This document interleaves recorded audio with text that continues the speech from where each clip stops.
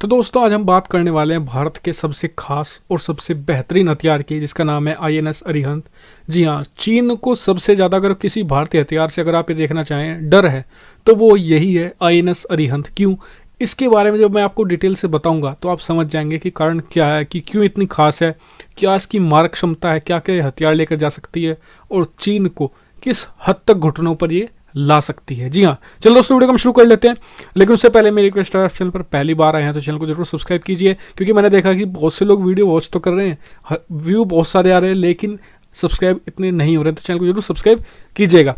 और आपने कर लिया तो आपका बहुत बहुत शुक्रिया। तो चलो दोस्तों वीडियो को हम शुरू कर लेते हैं। तो सबसे पहले बात कर लेते हैं कि कुछ जनरल बातें इसके बारे में। तो दोस्तों आईएनएस अरिहंत भारतीय नौसेना की पहली परमाणु एक तरीके से सबमरीन है, न्यूक्लियर सबमरीन है, और भारत ने इसे खुद ही बनाया है। इसे कहाँ बनाया गया? इसे विशाखापत्तनम में बनाया गया था, जो एसबीसी यानी कि पोत निर्माण केंद्र था भारत का, वहाँ पर इसे बनाया गया था। और इसके बनते ही भारत दुनिया का छठा देश बन गया था जिसके पास इस तरह की परमाणु पनडुब्बियां हैं। कौन से पांच देश थे इसके अलावा? मतलब कि अमेरिका, रूस, चीन, ब्रिटेन और फ्रांस के बाद भारत ऐसा देश था जिसके पास आईएनएस अरिहंत नामक परमाणु पनडुब्बी है। इसके अलावा आज मतलब इन 6 देशों के अलावा किसी के पास इस तरह की कैपेबिलिटी नहीं है। और इससे भारत का एक तरीके से न्यूक्लियर ट्रायड भी बन गया था।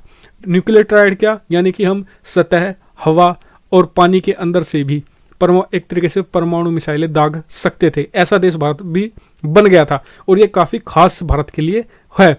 अब बात कर लेते हैं इसे कब एक तरीके से लॉन्च किया गया था। नहीं, 26 जुलाई 2009 को इसे अक्वायर कब किया गया? 13 दिसंबर 2014 को। और इसे कमीशन कब किया गया? अगस्त 2016 में। और ये सर्विस में भी है। इसका होम पोर्ट कहा जाता है कि विशाखापत्तनम है।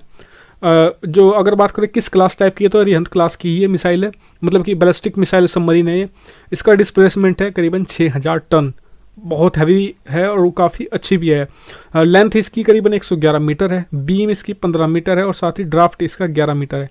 बात कर लेते हैं इसमें प्रपल्शन कौन सा है। इसमें PWR, इसमें 40% वाला एनरिच यूरेनियम फ्यूल वाला इसमें टरबाइन है, एक टरबाइन इसमें।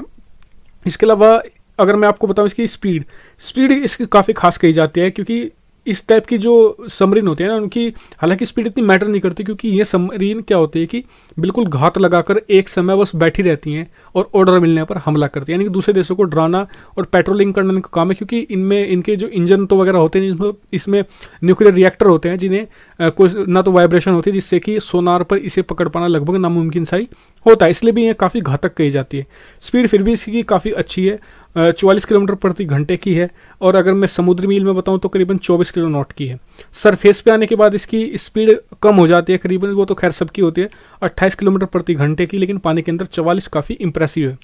रेंज की बात कर लेते हैं तो इसकी रेंज अनलिमिटेड है, बस जो अंदर क्रू है उसके खाने के लिए से सामान आपूर्ति के लिए से सतह पर आना पड़ता है। इसके अलावा अल्टीमेट टाइम तक ये पानी के अंदर रह सकते हैं, क्योंकि फ्यूल की ज़रूरत नहीं है। इसमें तो न्यूक्लियर रिएक्टर होते हैं जो 30-40 साल बाद इसका ओवरहॉल ही डायरेक्ट होता है।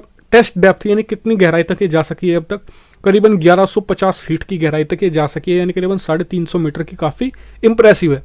अब बात कर लेते हैं अगर इसके कितने अंदर इसमें जो ऑफिसर्स या फिर जो सेलर रहते हैं, करीबन 95 से 100, जो काफ़ी ठीक ठाक है। क्योंकि मैंने देखा है कि देखिए, अगर किसी सबमरीन का कितनी एडवांसमेंट है ये आपको पता करना है, तो ये एक चीज़ से पता चलता है कि उसके अंदर कितने क्रू से चलाते हैं।